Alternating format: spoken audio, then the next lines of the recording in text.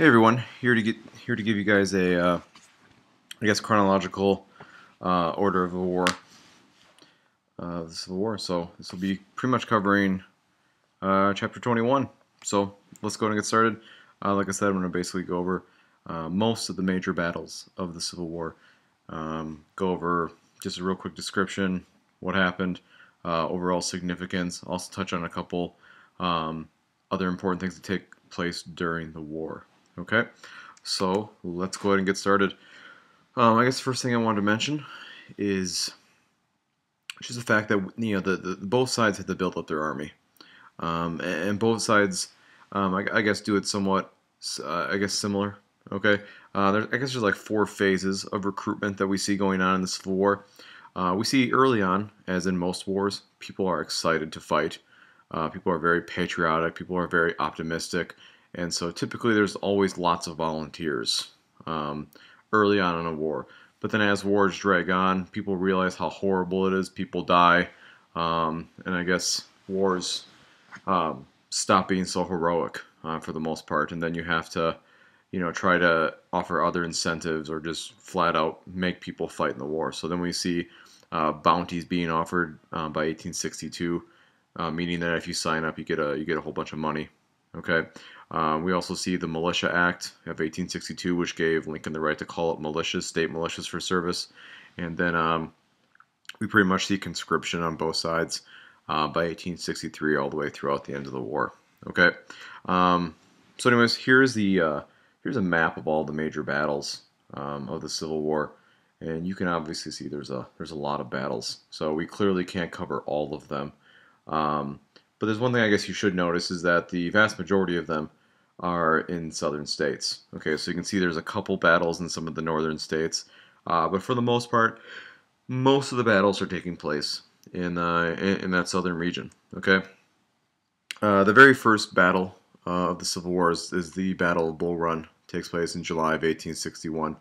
So remember, the war is declared in April 1861, so there has to be so from April to July, both sides are kind of organizing their forces, getting ready to go. Originally, most people thought the war would not last very long. In fact, Lincoln called for like a 90-day army and stuff like that. So the Union fully expected to end this insurrection pretty quickly. They did not expect a long, drawn-out battle. So the Battle of Bull Run was a rude awakening. The Union's expecting this this very quick victory. So the armies meet in Virginia. And the Confederates win. And the Union Army, which is very green, meaning that they don't have a lot of experience, run from the battle. And I guess the overall importance of this battle is that it shows to both sides that this war is not going to be quick. That both sides are kind of in it to win it, and they're not willing to back down. So this war is not just going to be this like little 1 or 2 battles, and then we have a peace treaty. This is going to be a long, drawn-out affair.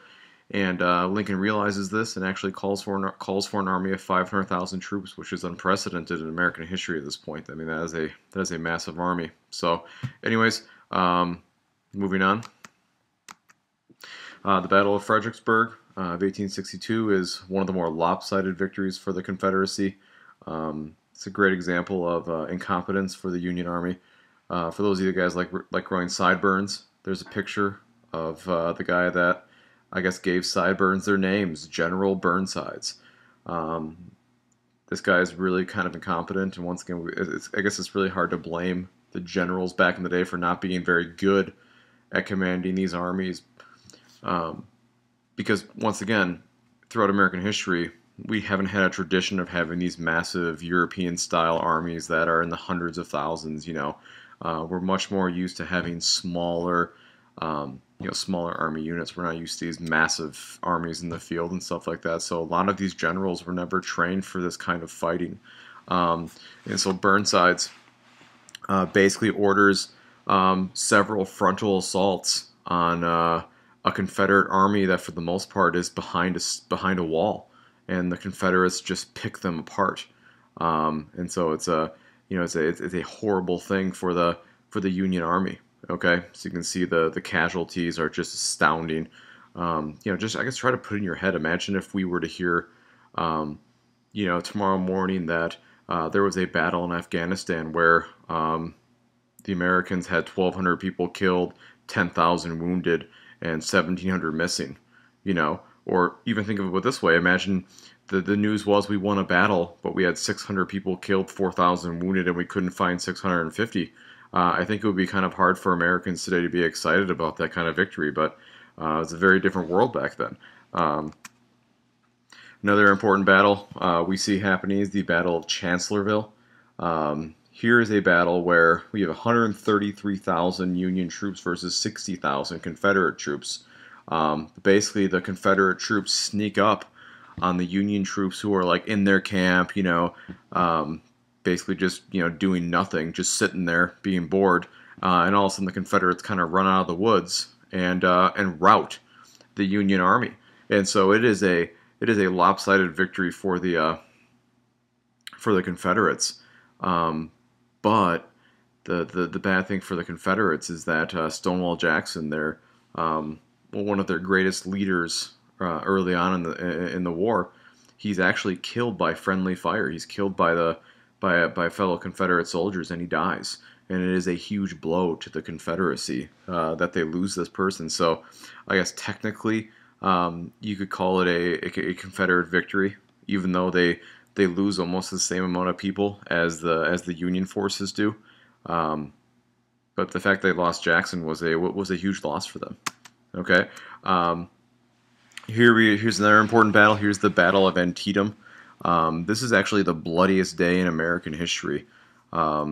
It's a one-day battle, and it basically only takes place in the morning. And if you look at the losses, it's just astounding. The Union loses 2,000 killed, 10,000 wounded. Confederates lose, 1,500 killed, 7,000 wounded. Anyways, it's considered a Union victory, okay? And the only reason mainly it's considered a Union victory is because after the battle, the Confederates retreat away from the battlefield and go back into, their home base in the southern states, okay? And it's also mainly considered a Union victory because, the North could afford these kind of losses because they had a bigger population and could replace their losses, but the South could not. It's also an important victory because Lincoln is waiting for the opportunity to make a big announcement, and he needs this kind of quote-unquote big Union victory to make an announcement, and that announcement is the Emancipation Proclamation. And basically what the Emancipation Proclamation does is it is supposed to free all the slaves in the rebellious states. Now, the slaves in the border states are not to be freed. Now, technically, this Emancipation Proclamation is really ineffective. It doesn't free any slaves, because why would the Confederates look at this and say, oh, darn it, we have to free our slaves? They're just going to scoff at it. But what it does is it changes the focus of the war. Okay, it almost transitions the Northern cause from one of preserving the Union to one of preserving the Union and also making it about slavery and about freeing an entire race of people in the Americas. And so it really makes it more of a moral cause, okay, which is important because it's going to make it harder for the Europeans, especially the British and the French, to step in once this Emancipation Proclamation has gone into place. Once again, it's completely political. It's not effective as far as freeing slaves. In fact, the slaves that the Union actually has in some of those border states like Kentucky and Missouri aren't even freed by this. Okay, moving on to some of the more important battles. 1863 is pretty much the most important year of the war. That's where we see the turning points taking place. General Grant comes onto the scene. He wins the Battle of Vicksburg, which is incredibly important. Vicksburg was a Confederate stronghold on the Mississippi River. And pretty much once they lose that stronghold of Vicksburg, the Confederates, pretty much lose the Mississippi, and it basically separates or splits in half the Confederacy. So it separates Arkansas and Louisiana and Texas from the Eastern Confederacy. So it doesn't allow the easy movement of troops and supplies from west to east. So it's a major blow for the Confederates. It's also a major blow because this battle, the battle ends in July of 1863, the same week of the very important Battle of Gettysburg. Okay, and so we've briefly talked about the Battle of Gettysburg already, but basically the Confederates invade the North for the second time. The first time is the Battle of Antietam. But Lee knows that he's fighting a superior enemy. He's fighting an enemy that is bigger in population, that has more supplies, that has more money, and that Lee knows that the North can fight longer than the South can. And so Lee has to force the issue. Lee has to be the aggressor. Okay, the South needs a major victory. Okay, they need to prove to the world that they can win. They need to whip the North in their own territory and whip them decisively to stir up anti-war sentiments. Okay, I remember the Union, despite the fact that it's called the Union, is not a very united front. I mean, there is some major resistance to the war. You know, with the Copperheads, the Democrats. I mean, they will mount a serious challenge to President Lincoln in the election of 1864. And so Lee is looking for a decisive victory. You know, to do a couple things, to convince Europe that, you know, maybe the Confederates have a chance. He's also doing it, like I said, to stir up some of that anti-war settlement and convince the Northern people that, you know what, they can't win this war. And that's been successful in the past. If you look at the Vietnam War, you know, the communists in North Vietnam launched a massive attack called the Tet Offensive. Okay, and it showed just how willing the communists were to fight the Americans. And even though the Americans pretty much defeated the communists in that battle, it showed the American people that, you know, they weren't fighting an enemy that was close to defeat, and the Americans didn't have the stomach to commit to winning that war. And so just like that, I think Lee's thinking the same thing. Can he bloody the North up so much that many Northerners are just say, you know what, this isn't worth it. You know what, this is not worth it. Let's mediate. Let's settle this. Let's discuss this peacefully. Okay. Unfortunately for the Confederates, though, you know, it doesn't go very well for them. Okay, the Confederates lose the battle. Basically, it's a 3-day battle. The first day is pretty much a minor battle day. The second day, the Confederates push harder, and the third day is the massive Confederate push where they throw themselves at the Union lines and are slaughtered, and it pretty much breaks the back of the Confederacy. Okay, of the Confederate Army. It's the bloodiest battle of the Civil War. And just to be clear, I just previously said the Battle of Antietam was the bloodiest, but the Battle of Antietam was the bloodiest single day in the Civil War. This is the bloodiest battle where you have 7,500 dead. You also have thousands of people missing, whether it is they deserted or were just blown to pieces, who knows. But General Lee loses about 1/3 of his army. And once again, we've already talked about this, that the Confederate men are very precious. Okay, because they just can't replace them like the North can. The Union losses are heavy, but once again, the Union can afford to lose people, which sounds horrible, but it's true. Okay, from now on, the Confederates, as of 1863, they're kind of done. You know, they don't really have the manpower any longer to launch these invasions. Okay, and because of the fact they have to play defense for the rest of the war, they're not going to win.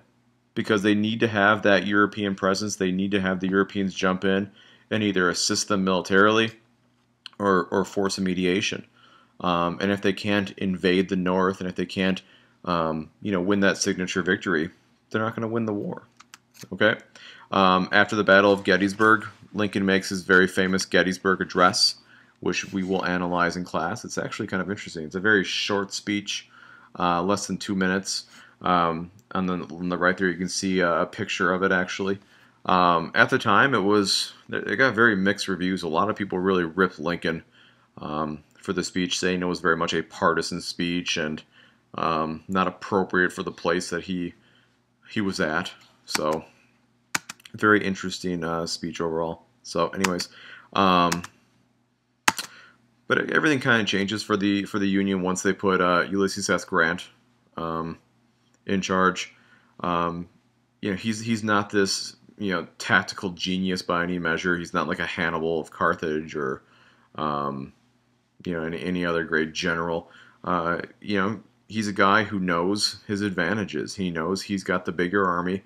And so what Grant essentially is going to do is he's going to use his numerical superiority to just wear down the Confederates. Okay? People are going to criticize him for this. People are going to say he doesn't care about his soldiers, that he just uses them as pawns, and he butchers them unnecessarily. But Grant doesn't care. Most generals fight a battle and wait a week or two to supply. Grant goes after it daily. Grant never lets up on the Confederates. Okay, and he constantly puts pressure on, the opposing side. So basically, if you look at step one, what does Grant want to do? Grant wants to find General Lee, and once you find him, don't let him go. Okay, don't give him time to regroup. Once Grant finds Lee, he attacks, he attacks, he attacks. Okay, he never stops. Okay, and some of the battles he makes his men fight are completely insane. Okay, like the Battle of Cold Harbor, where the Union loses 7,000 people and the Confederates only lose 83 dead. Grant might feel bad about that, but he keeps on attacking. That is his mantra. Okay, he also sends his Bulldog, William Tecumseh Sherman, into the South, and Tecumseh Sherman is basically going to commit total war against the South, which means that he is going to destroy anything in the South that is of any value to the Southern war effort. So he's going to burn crops, he's going to burn cotton, he's going to destroy railroads, he's going to destroy factories, he's going to destroy the Confederate Army. Whatever could be useful, he is going to destroy. In fact, Sherman is even quoted as saying he's going to make Georgia howl. Okay, and so he is unleashed in the South, and he just also, like Grant, is very tenacious. Okay, kind of have that whole mantra of kill them all, let God sort them out kind of thing. Okay, so he goes after Atlanta, burns it down. He marches to the sea. He then turns north and goes through South Carolina. Okay, he also then makes it into North Carolina. And all along the way, he's just burning things. He's burning anything that is useful. Okay, and he basically demoralizes the Southerners. Okay, in fact, here's a quote from one of the Southern politicians: "All is gloom. Our army is demoralized, and the people are panic-stricken. To fight any longer seems madness." Okay, so Sherman, was very effective in really demoralizing the South. Okay, more bad news for the South was when Lincoln wins re-election. There was some serious thought that the Democrats could mount a serious challenge to Lincoln. And if you look at the popular vote in the red there, they do get 45% of the vote, but Lincoln does squeeze by at 55%. So, Lincoln does win, a landslide election. Okay, but it does show that 45% of the northern population was indeed ready to settle for peace. Okay, but Lincoln does win, and once that happens, the South is going to have to accept that they're going to have to be they're going to be defeated. Okay, so anyways, moving on. Eventually, Grant catches up with Lee and actually surrounds him in Appomattox, Virginia. Lee cannot resist any longer and is basically forced to surrender to Grant. Okay, Grant gives him very generous terms of surrender. Confederates would not be prosecuted as traitors, and Grant also lets them take home their guns and horses so that they can, have some dignity. Okay, and so once that happens, the war is essentially over. I mean, there's obviously more Confederate armies throughout the South, and they too follow Lee's example and also surrender. Okay, unfortunately, as we all know how the story ends. Lincoln does not really get to celebrate his victory. Lincoln is assassinated on April 14th by John Wilkes Booth while watching the play Our American Cousin. Booth shoots him in the back of the head. It's almost, it's incredibly interesting to think about a president not being guarded by a Secret Service. Basically, Lincoln would walk around with maybe a bodyguard or two. But back then, presidents weren't protected by, really any organized manner. Okay, so basically, Booth shoots him, jumps off the balcony, runs away. At the same time, the vice president and the Secretary of State of the United States are also attacked unsuccessfully. Lincoln, unfortunately, is the only one to die. So, anyways, that's the bitter end of the Civil War. So, I will talk to you guys later.